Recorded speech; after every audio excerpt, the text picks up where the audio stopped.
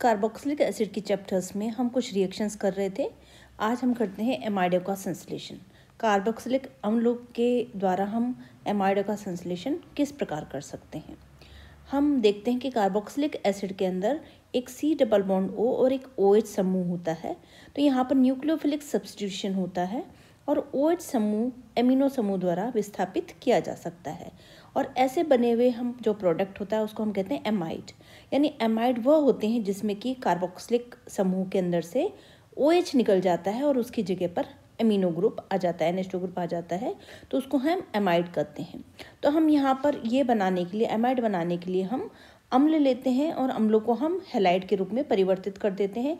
ऐसा क्यों करते हैं? क्योंकि यहाँ से जो OH ग्रुप है वो निकलने वाला ग्रुप है और आने वाला ग्रुप एमिनो ग्रुप है। तो OH ग्रुप अच्छा लिविंग ग्रुप नहीं है, यानी आसानी से बाहर नहीं निकलता है। तो उसको हम Cl से या ब्रोमाइड से या हैलाइड से रिप्लेस कर देते हैं और हम अम्लों को अम्ल हैलाइड में परिवर्तित कर देते हैं। अब ये अम्ल हैलाइड अमोनिया से रिएक्ट करके एमाइड बना देते हैं। तो इस रिएक्शन हमें 2 स्टेप्स में करनी पड़ती है। पहले स्टेप में हम एसिड से एसिड हैलाइड बनाते हैं और सेकेंड स्टेप में हम एसिड हैलाइड से अमोनिया की रिएक्शन करा के एमाइड बना देते हैं। तो यहाँ पर देखिए पहली रिएक्शन, यहाँ पर इस पहली रिएक्शन के अंदर हम देखते हैं कि ये यहाँ पर एसिडिक ग्रुप है, इसके अंदर ये OH ग्रुप है। इस OH ग्रुप को हम COCl2 PCl3 या PCl5 के साथ इसकी रिएक्शन कराते हैं। तो ये OH ग्रुप ये निकल जाता है, उसकी जगह हैलाइड यहाँ पर आ जाता है और हमको एसिल हैलाइड प्राप्त हो जाते हैं। सेकेंड रिएक्शन में इस एसिल हैलाइड की हम अमोनिया के साथ रिएक्शन करवाते हैं और अमोनिया इस Cl के साथ बाहर निकल जाते हैं। अमोनिया का Cl बाहर निकल जाता है और अमोनिया का एक हाइड्रोजन उसके साथ रिएक्शन करके ये अमोनियम क्लोराइड बना देता है और NH2 हमको यहाँ से NH2 मिल जाता है। तो इस तरह से हम ये प्राप्त कर सकते हैं।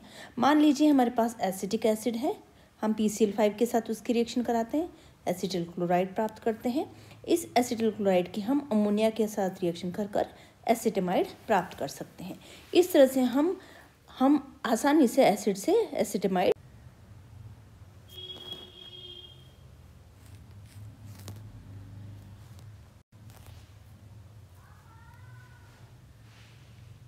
प्राप्त कर सकते हैं।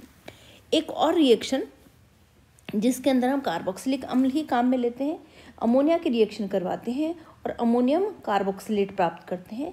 इस अमोनियम कार्बोक्सिलेट को अगर हम गर्म करते हैं तो इसमें से वाटर का एक मॉलिक्यूल निकल जाता है और हमको एमाइड प्राप्त हो जाते हैं।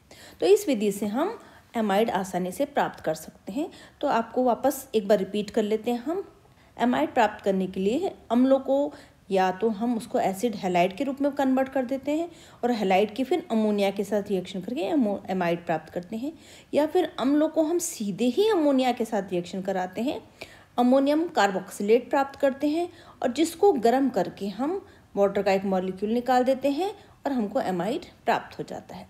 तो इस तरह से आसानी से हम कार्बोक्सिलिक अम्लों से एमाइड प्राप्त कर सकते हैं। अब हम दूसरी रिएक्शन करते हैं, कार्बोक्सिलिक अम्लों का अपचयन। हमको उसका रिडक्शन करना है, अपचयन करना है। तो हम कैसे इसका अपचयन करेंगे और कौन कौन से अपचायक या रिड्यूसिंग एजेंट हम काम में लेते हैं। तो सबसे पहले हम लेते हैं लिथियम एल्यूमिनियम हाइड्राइड LiAH4। ये सबसे अच्छा रिड्यूसिंग एजेंट है। तो हम यहाँ पर ये काम में लेते हैं और एसिड की हम रिएक्शन करवाते हैं। यहाँ पर एसिड जो है वो उसकी रिएक्शन होती है और हमको वो अल्कोहल में परिवर्तित हो जाता है। एसिड अल्कोहल में परिवर्तित हो जाता है लिथियम एल्यूमिनियम हाइड्राइड के साथ रिएक्शन करके। और हम उल्टा अगर हम एसिड से अल्कोहल से भी हम अम्ल प्राप्त कर सकते हैं। तो यहाँ पर जस्ट रिवर्स की रिएक्शन है, हम एसिड से अल्कोहल प्राप्त कर सकते हैं। अगर हम डाइबोरेन के साथ रिएक्शन कराते हैं, डाइबोरेन भी रिड्यूसिंग एजेंट है, उसके साथ हम रिएक्शन करवाते हैं तो हमको टेट्राएल्काइल बोरेन प्राप्त होते हैं, जिसको आगे हम अल्कोहल में कन्वर्ट कर सकते हैं।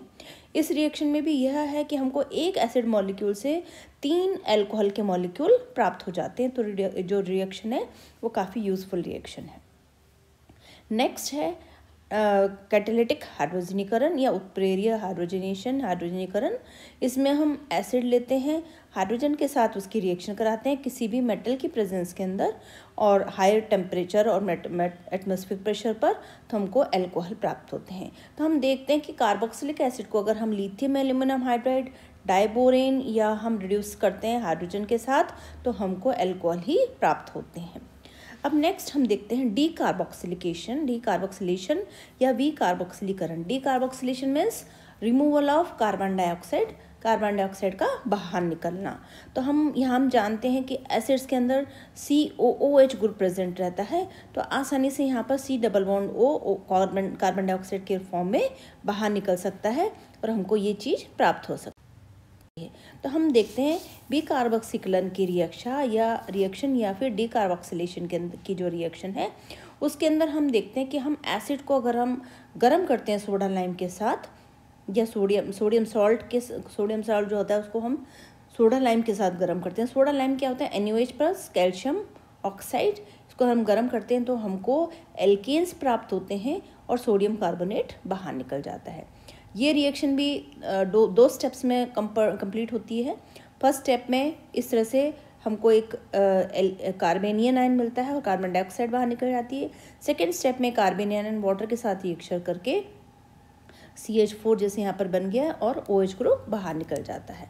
तो इस रिएक्शन में जो हमको कार्बन डाइऑक्साइड गैस बनती है वो एक स्थायी गैस है, अतः ये जो रिएक्शन है वो बहुत स्लो स्टेप्स में होती है, स्लो रेट ऑफ रिएक्शन है। और इसी तरह से इसमें बना हुआ जो इंटरमीडिएट उत्पाद है वह कार्बोनियम है। अतः यदि इसके साथ कोई इलेक्ट्रॉन आकर्षित करने वाला समूह जुड़ा हो तो डीकार्बोक्सिलेशन की रिएक्शन काफ़ी इजीली हो जाती है। अब नेक्स्ट जैसे ये आगे रिएक्शन, जैसे कि हमने यहाँ पर देखा कि यहाँ पर NO2 ग्रुप जुड़े हुए हैं जो कि यहाँ पर इस रिंग से इलेक्ट्रॉन्स को बाहर विड्रॉ करते हैं। तो यहाँ पर ये CO2 जो ग्रुप है वो आसानी से बाहर निकल जाता है क्योंकि यहाँ पर इलेक्ट्रॉन विड्रॉइंग ग्रुप्स इसके साथ अटैच्ड हैं। इसी तरह से अगर मैलोनिक एसिटिक एस्टर अगर हम लेते हैं तो ये दोनों भी, इनके अंदर भी आसानी से हमको कार्बन डाइऑक्साइड बाहर निकल जाती है इन दोनों के रिएक्शन में और हमको एसिड्स प्राप्त हो जाते हैं। तो यदि किसी कार्बोक्सिलिक अम्ल के हाइड्रोजन परमाणु, हेलो एसिड्स किसे कहते हैं हम, तो जब किसी कार्बोक्सिलिक अम्ल के हाइड्रोजन परमाणु को हम प्रतिस्थापित कर देते हैं और तो बने हुए जो उत्पाद हैं उसको हम हेलो एसिड कहते हैं। जैसे कि हम पढ़ चुके हैं अभी, हमने यहाँ पर जैसे यहाँ पर CH3COH है, उसके अंदर से हमने एक हाइड्रोजन हटा दिया, उसकी जगह क्लोराइड लगा दिया तो क्लोरो एसिटिक एसिड हमको मिल जाता है। तो इस तरह के एसिड्स को हम हेलो एसिड्स कहते हैं। हमको हेलो एसिड्स बनाने हैं तो हम कैसे बनाएंगे? हेलो एसिड्स को हम अनसैचुरेटेड जो एसिड्स हैं जिनके अंदर की डबल बॉन्ड है उनकी हम किसी एसिड हेलाइड के साथ रिएक्शन कराते हैं तो हमको यहाँ पर प्रतिस्थापन अभिक्रिया होती है और हमको डबल बॉन्ड खुल जाता है, एडिशन रिएक्शन होती है और 2-प्रोपो-ब्रोमोनिक अम्ल हमको प्राप्त हो जाते हैं। तो यहाँ पर जो एडिशन है वो मार्कोनिकॉफ के रूल के अगेंस्ट होता है। इसका कारण ये है कि कार्बोक्सिलिक अम्ल के इलेक्ट्रॉन आकर्षित करने की अधिक क्षमता होने के कारण बीटा कार्बन इलेक्ट्रॉन न्यून हो जाते हैं और अल्फा कार्बन पर प्रोटोनीकरण हो जाता है। तो इस तरह से हमको ये पदार्थ प्राप्त होते हैं। दूसरा है हमको अनसैचुरेटेड एल्डिहाइड से भी हम इसको प्राप्त कर सकते हैं। जैसे हमने लिया एक्रोलीन, उसकी हमने रिएक्शन करवाई और उसका हमने ऑक्सीडेशन किया तो बीटा क्लोरोप्रोपेनिक अम्ल हमको प्राप्त हो जाता है। इस तरह के जो एसिड्स होते हैं, जो हेलो एसिड्स हैं, उनकी क्या प्रॉपर्टीज़ होती हैं? हेलो एसिड परमाणु के प्रबल -I प्रभाव के कारण हेलो अम्ल की अम्ल सामर्थ्य कार्बोक्सिलिक अम्लों की तुलना में बहुत बढ़ जाती है और इसके कारण ये बहुत ज़्यादा एसिडिक हो जाते हैं। इनकी जो रिएक्शंस होती हैं, केमिकल रिएक्शंस, उसको हम दो भागों में बांट सकते हैं, हेलो एल्किल समूह व कार्बोक्सिलिक समूह। अतः हेलो एल्किल में दोनों गुण पाए जाते हैं, एल्किल हैलाइड के और कार्बोक्सिलिक अम्ल के। दोनों तरह की यहाँ पर प्रॉपर्टीज़ हमको देखने को मिलती हैं। जैसे हम देखें कार्बोक्सिलिक अम्लों की कौन कौन सी रिएक्शन है, तो वह अल्कोहल के साथ एस्टर और PCl के साथ अम्ल क्लोराइड बनाते हैं। तो यहाँ पर देखिए आप, जैसे हमने देखा कि यहाँ पर एसिड की अभी हमने रिएक्शन करवाई थी, अल्कोहल के साथ रिएक्शन करवाई तो ये क्लोरो एस्टर बना देते हैं। इसी तरह से यहाँ पर ये हमने रिएक्शन कराई तो ये क्लोरो एस्टर बना सकते हैं ये वाली रिएक्शन। एल्किल हैलाइड की और कौन कौन सी रिएक्शन है, जैसे हम देखते हैं कि यहाँ पर हमने प्रोपोनिक अम्ल लिया, अल्फा ब्रोमो प्रोपोनिक अम्ल लिया, KI के साथ रिएक्शन कराते हैं तो ये प्रोडक्ट, इस तरह से डिफरेंट प्रोडक्ट हमको यहाँ पर प्राप्त हो जाते हैं। तो हम देखते हैं कि बीटा हेलो अम्लों के क्षारों के साथ क्रिया करके अल्फा बीटा असंतृप्त या बीटा हाइड्रोक्सी अम्ल का मिश्रण बनाते हैं। यदि इसको देर तक गर्म किया जाए तो बना हुआ बीटा हाइड्रोक्सी अम्ल भी अल्फा बीटा अनसैचुरेटेड अम्ल में बदल जाता है।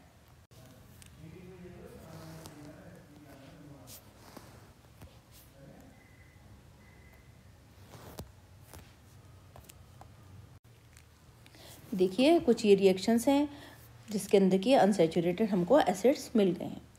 कुछ में हमको इलेक्ट्रॉन्स मिलते हैं क्योंकि इंटरनल यहाँ पर रिएक्शन होती है। इसी तरह से हमको गामा इलेक्ट्रॉन्स भी हमको प्राप्त हो जाते हैं। तो इस तरह से हमने ये सारी रिएक्शंस कंप्लीट कर ली कार्बोक्सिलिक एसिड की।